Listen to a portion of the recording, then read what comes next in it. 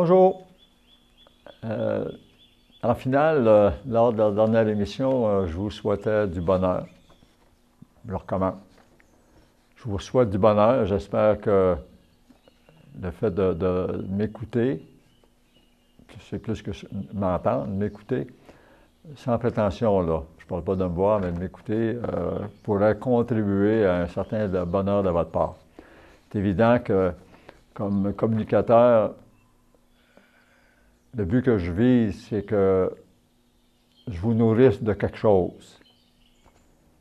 Dans les commentaires que je fais, moi, parce que je vais faire une blague, là, je suis memé, j'écris souvent à des journalistes, je ne dirais pas quotidiennement, mais presque. J'ai aussi le privilège d'être publié dans l'édition Internet du Devoir quand mon commentaire reçoit la bénédiction de la politique éditoriale du Devoir, je suis publié. Au début, j'avais des difficultés. Mes propos étaient vraiment dépassés, là, et j'ai été refusé à maintes reprises. Je me suis calmé, j'ai regardé ce que j'écrivais et je me suis corrigé. Et depuis un certain temps, tous mes propos sont publiés. Tout ça pour vous dire que lorsque j'écris à un journaliste, c'est parce qu'il m'a nourri de quelque chose ou il a éveillé chez moi un intérêt et il a peut-être éveillé aussi un désaccord profond. Et dans la mesure du possible, surtout dans le respect, je fais une parenthèse, parler de respect, on me disait avant d'entrer en ondes que certains réseaux sociaux, je ne les nommerai pas, là, vous les connaissez, sont des vecteurs, des catalyseurs, des transporteurs de sentiments haineux. Et tout ça sous le couvert de l'anonymat. C'est tellement facile d'envoyer quelqu'un promener si je n'y mets pas ma face à côté de dans la remarque que je vais faire. Je voulais vous entretenir aujourd'hui du bonheur. C'était mon projet jusqu'à ce matin. Je me suis réveillé et j'ai dit non. Le bonheur, oui. Peut-être qu'à la fin de l'émission, j'en parlerai. Là. Je me suis rappelé cette semaine que j'avais écrit un courriel à la journaliste Jessica Nadeau du Le Devoir et que j'avais envoyé copie de ce courriel-là à 3 députés. Mme Hélène David du Parti libéral, Mme Lise Lavallée de la CAQ et Mme Véronique Yvon du Parti québécois. Suite à un titre que Mme Nadeau publiait dans lequel elle dit « Unis au pluriel, unis pour soutenir les victimes de MeToo ». J'ai fait un commentaire là-dessus et ce matin, je me disais « MeToo », puis je me suis permis d'associer ça à la commission Charbonneau. D'associer ça au crime, parce qu'il s'agit bien de crimes commis par des prêtres de l'Église catholique, la pédophilie. J'insiste, pas les prêtres, mais des prêtres. Donc, on peut penser que c'est une minorité d'individus. Commission Charbonneau, pareil. Ce n'est pas l'ensemble des gens, je pense, qui ont témoigné devant cette commission-là, qui, en passant, puis peut-être que je devrais enlever le passant et dire ça fait partie du propos, là, qui nous a coûté, qui vous a coûté comme payeur de taxes et d'impôts, qui vous a coûté, qui nous a coûté l'ensemble des citoyens du Québec, la modique somme, et là j'ironise, la modique somme de 44,3 millions pour arriver au résultat que vous connaissez. Commission Charbonneau, 3 ans, je pense, 2012-2015, 44,3 millions. Il en est ressorti quoi? Je ne sais pas encore. Les résultats se font peut-être encore attendre. Oui, et j'ai uni ce matin ces choses-là. Le mouvement MeToo, moi aussi. Ces dames qui ont été victimes de bonhommes, je vais en parler, là, je ne les qualifierai pas tout de suite. Ils ont été victimes de bonhommes. Il y a eu Commission Charbonneau avec ses auteurs, d'autres bonhommes. Il y avait aussi des madames là-dedans. L'Église catholique, comme institution. Et je fais la différence entre la religion est l'institution qui porte et qui diffuse un message. On parle bien d'individus ici. Et la conclusion, je me disais, est-ce qu'il y a un lien qui unit tout ce, là je me sens par l'aide, tout ce beau monde-là? Il y en a un. Il s'exprime par un mot, perversité. À la commission Charbonneau,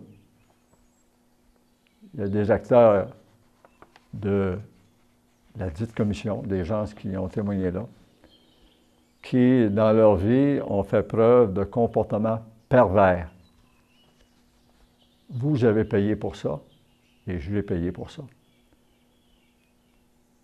MeToo, moi aussi, on a encore affaire à des mâles, en majorité à date. Actuellement, il y a quelques cas féminins, semble-t-il,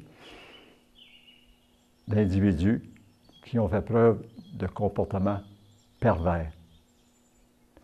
La même chose pour les prêtres de l'institution Église, des hommes, en majorité. Je crois qu'il y a une congrégation de religieuses qui, à la lecture que j'ai faite il y a dans les dernières trois dernières semaines, là, qui vient d'être poursuivie. Comportement pervers. J'ai fouillé un petit peu pour savoir en quoi ça consistait la perversité. Et là, ben, du mot pervers, les synonymes que j'ai trouvés, c'est méchant. Donc, c'est un peu réducteur par rapport à ce que je pense, moi, de la perversité. Corrompu. Là, on parle vraiment de corruption Charbonneau, on parle des auteurs de Moi aussi, MeToo. On parle de dépravé, la dépravation. Du verbe pervertir, mon ami Aristide Quillet du Larousse encyclopédique Quillet, 1953, Paris, il dit « faire changer de bien en mal dans les choses de la religion ». Oui, à l'époque. Mais surtout, ce que j'ai retenu, moi, c'est de la morale.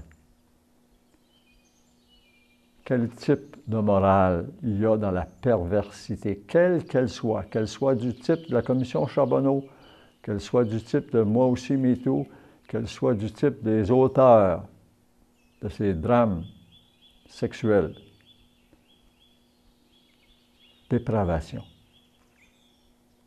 Fort heureusement, tout mot ayant un antonyme, j'ai aussi vérifié l'envers de pervers ou de perversion. Et les trois mots que j'ai trouvés sont bienveillance, bonté et vertu. Dans un autre commentaire que je faisais aussi dernièrement, je pense dans le Devoir, j'écrivais que le vice cogne toujours à la porte de la vertu, que le vice est dans le vestibule de la vertu. Je ris parce que j'essaie de m'imaginer, je me fais une image. La vertu habite à une belle maison, puis arrive à un moment donné l'intrus, ce qu'on peut appeler chez l'homme, l'être humain, l'homme H majuscule, la bête. La bête du vice se présente et attend le moment favorable pour attaquer la dame vertu. Perversité en est un exemple. Il y a des gens qui ont souffert. Comme sur Charbonneau, il y a des gens qui ont souffert. Hein? Il y a des gens du milieu économique, il y a des gens du milieu politique qui ont été visés, qui ont été affectés. Les auteurs qu'on connaît surtout pas, là. Il y a des membres de leur famille qui ont souffert. Il y a peut-être certainement des épouses de ces gens-là qui ont souffert. Il y a des enfants qui ont souffert de ça. Moi aussi, MeToo, la même chose. Ces gens-là avaient un milieu familial, un milieu social. Et quand on aborde le côté des crimes commis par ces prêtres de l'institution, beaucoup de gens ont souffert et beaucoup de gens souffrent encore. J'ai fait de la prison parce que j'ai eu des comportements pervers dans la première émission, je vous racontais que j'avais brassé des millions. Full legit, comme on dirait là. Full legit. Très légaux, mais combien malpropres. Et il y avait des éléments de perversité dans ma façon, à l'époque, d'entrevoir le succès. C'était une de mes façons d'entrevoir le succès. Et ce que j'ai eu énormément de difficultés à bien gérer, là, c'était le pouvoir engendré par le fait de, okay? Je brassais des millions, il est venu un pouvoir avec ça, et l'ensemble de ça, c'était pervers. Ça explique, en partie, pourquoi. Un jour, je me suis retrouvé derrière des barreaux. Malheureusement, commission Charbonneau, je dirais que les vrais coupables, parce qu'il y en a. C'est impossible de dire, on ne peut pas dépenser 44,3 millions sans tirer, ou à date, en tout cas, là, j'oserais dire moi, que les petits poissons ont été pris. Dans un aquarium, il y en a généralement, il y a plus que des petits, il y a des moyens puis il y a des gros. Je suis d'opinion que les gros sont les gros et les gros sont à quelque part. Au niveau de MeToo, ben, il y a ceux qui ont été dénoncés, il y a encore ceux qui ne l'ont pas été. Et il y a, au niveau de pédophilie, ben là, fort heureusement, il y a des gens qui sont en train de briser le silence et d'attaquer, c'est ce que le pape François fait, d'attaquer directement les auteurs de silence qui, à quelque part, ont contribué à la perversion de la poursuite des activités des individus au comportement pervers. Il est vrai, j'écrivais aussi un autre commentaire, là, est-ce que je connais, moi, une famille qui aime dénoncer sur la place publique les travers d'un de ses membres? Est-ce qu'il y a un parti politique qui a la transparence et le courage de dénoncer les comportements corrompus de certains de ses députés? Est-ce que dans le milieu économique, il y a des gens qui sont capables de dénoncer les gestes de... Puis là, je vais peut-être pas vulgaire, mais je vais utiliser un mot qui, dans mon esprit, décrit très, très bien, là. Est-ce que dans le milieu économique, il y a des gens qui dénoncent les cochonneries faites dans le milieu des affaires? À ce moment-là, je pense qu'il y a un examen de conscience ça doit être fait. Examen de conscience, autant... La conscience, elle est au départ individuelle, puis elle devient collective. Je pense qu'au Québec, puis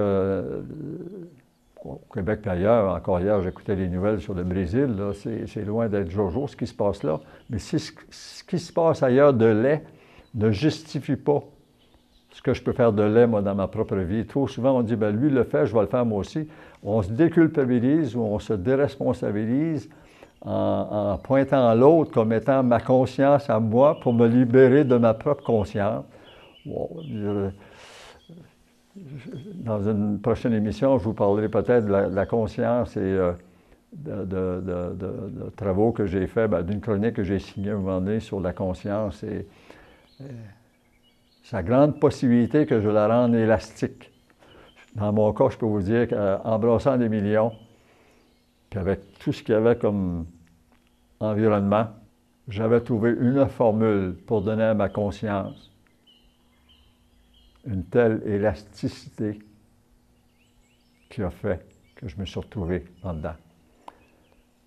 Il y a une caractéristique, je conclue avec ça, là. Il y a une caractéristique aussi qui unit le monde carcéral, les gens qui y habitent, c'est celui de la perversité. On n'est pas en dedans à cause de la vertu. On n'est pas derrière des barreaux à cause de la vertu. On est derrière des barreaux à cause de l'antonyme de la vertu qui est le vice. Oui, il y a des cas d'exception, il y a des cas de santé mentale, il y a des individus qui, à mon humble avis, devraient plus être dans une institution genre Pinel, là, et parce que leur santé mentale étant à ce niveau-là. Mais la plupart des gars que j'ai côtoyés en dedans, moi, il y avait, on aurait pu les qualifier, leur attribuer le même qualificatif que moi, c'était le mot de la perversité et le vice. Je vous parlerai dans une prochaine émission aussi de prise de conscience qui m'a été donnée de faire grâce à d'autres détenus qui j'ai trouvé vraiment admirable. Pas pour ce qu'ils avaient fait pour y être, mais leur prise de conscience et ce qu'ils avaient décidé de faire pour s'en sortir. Là-dessus, bonne fin de journée, bonne fin d'émission, ben, se termine, et que le bonheur vous soit présent. Au revoir.